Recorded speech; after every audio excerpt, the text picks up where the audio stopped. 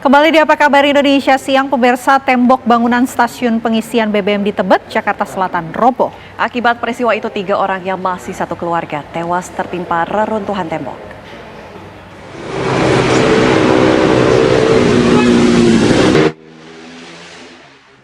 Beginilah kehebohan warga ketika tembok bangunan stasiun pengisian BBM di Tebet, Jakarta Selatan roboh. 3 orang yang terdiri dari satu keluarga tewas tertimpa tembok yang roboh tersebut. Peristiwa itu berawal saat 6 orang dalam satu keluarga tersebut tengah duduk di warung persis di belakang tembok. Tiba-tiba tembok dengan tebal kurang lebih 10 cm langsung roboh dan menimpa 3 orang. Sementara 3 lainnya berhasil selamat.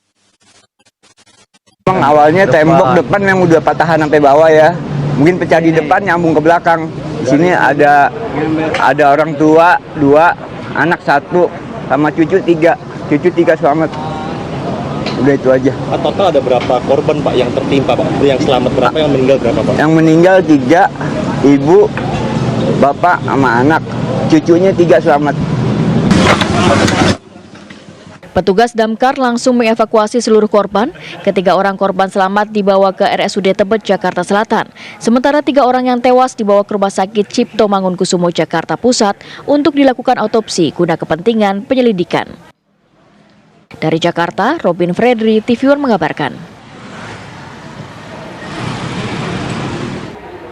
Ya, dan pemirsa, untuk mengetahui lebih detail mengenai kronologi dan juga kondisi terkini di lokasi kejadian, kami sudah bergabung bersama dengan Bapak Amri Hartawan, salah satu anak dari korban robohnya tembok SPBU di Tebet. Selamat siang, Pak Amri.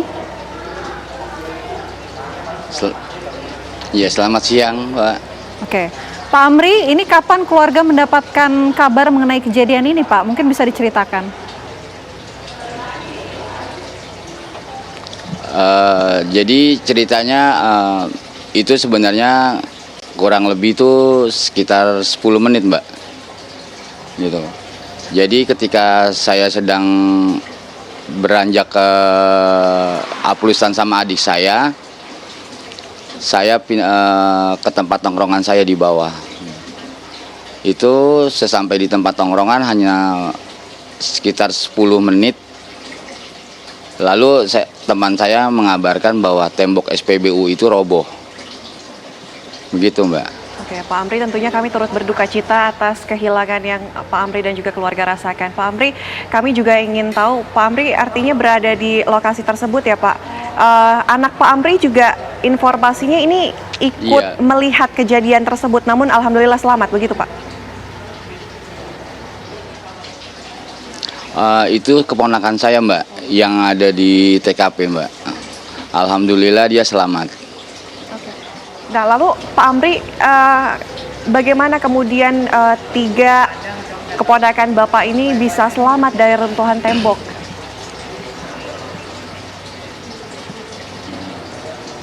Ya, alhamdulillahnya mereka ini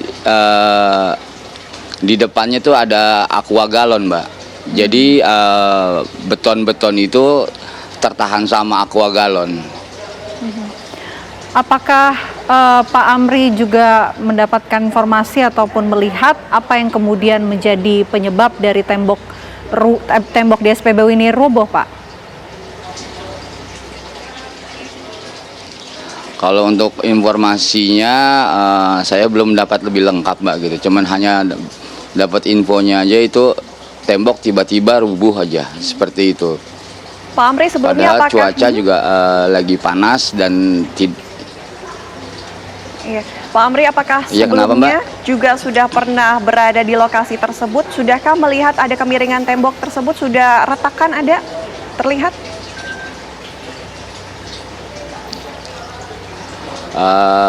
Kalau kemiringan, memang kalau dilihat dari sisi memang ada agak kemiringan Mbak. Gitu. Dan kalau keretakan memang ada gitu. Namanya juga bangunan tua Mbak. Pada saat kejadian, Pak Amri, apa yang kemudian Pak Amri dan juga mungkin warga-warga sekitar lakukan setelah robohnya tembok tersebut, Pak? Ya saya berusaha mencoba secepat mungkin untuk bisa mengevakuasi keluarga saya, Mbak, gitu. Ibu saya, bapak saya, sama adik saya gitu. Tapi karena minimnya alat buat evakuasi, jadi ya nyawa mereka memang kurang tertolong, Pak. Pak Amri, sudah adakah respon dari pihak SPBU mengenai kejadian ini? Ya alhamdulillah dari pihak SPBU sudah ada bertemu dengan salah satu pihak keluarga saya, itu om saya. Dia sudah memberikan untuk biaya untuk pemakaman dan yang lain-lainnya, Mbak. Oke. Setelah kejadian Pak, alhamdulillah anggota keluarga dari Pak Amri dalam kondisi selamat. Setelah itu apakah dibawa ke rumah sakit Pak bersama dengan beberapa warga lain? Ya alhamdulillah keluarga saya sempat dibawa ke rumah sakit RSUD Tebet. Beliau hanya dapat penanganan medis sedikit gitu karena hanya ada memar aja di pelipis mata sama di betis kakinya sebelah kiri. Oke. Pak Amri, kami juga ingin mengkonfirmasi ini yang menjadi korban adalah kedua orang tua Pak Amri, betul ya Pak ya? Iya betul, Mbak. Oke. Pada saat proses evakuasi, apakah Semua keluarga, Mbak. Oke, apakah proses evakuasi ini ketika Pak Amri sampai, ketiga korban ini sudah dalam kondisi meninggal dunia atau sempat dilarikan dulu ke rumah sakit?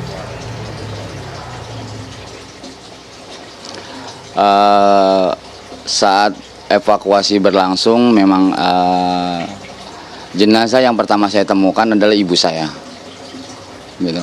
Dan melihat jenazah ibu saya memang saya udah firasat ibu saya udah nggak ada. Dan yang kedua saya melihat adik saya yang saya berpikirnya tadinya tuh adik saya masih dapat tertolong gitu. Tapi ternyata ya Allah berkehendak yang lain. Kalau untuk bapak saya memang sudah meninggal di tempat. Pak Amri, kami juga mendapatkan informasi, nampaknya adik Bapak ini sempat melindungi anak-anaknya, itu betul Pak? Kalau enggak, Mbak. Jadi posisinya itu dia di depan anaknya di belakang dia. Kalau ngelihat dari reruntuhan tembok ya, Mbak ya. Karena kan nggak mungkin tembok itu jatuhnya lambat, pasti kan cepat gitu. Oke. Baik, Pak Amri, kami juga tentunya sekali lagi ingin mengatakan turut berduka cita atas hal ini. Langkah selanjutnya yang akan Pak Amri tempuh dengan pihak keluarga seperti apa Pak dengan adanya kejadian ini? Ya saya dengan keluarga hanya ingin ya namanya musibah. Itu nggak ada yang bisa dipungkiri, Mbak, gitu kan.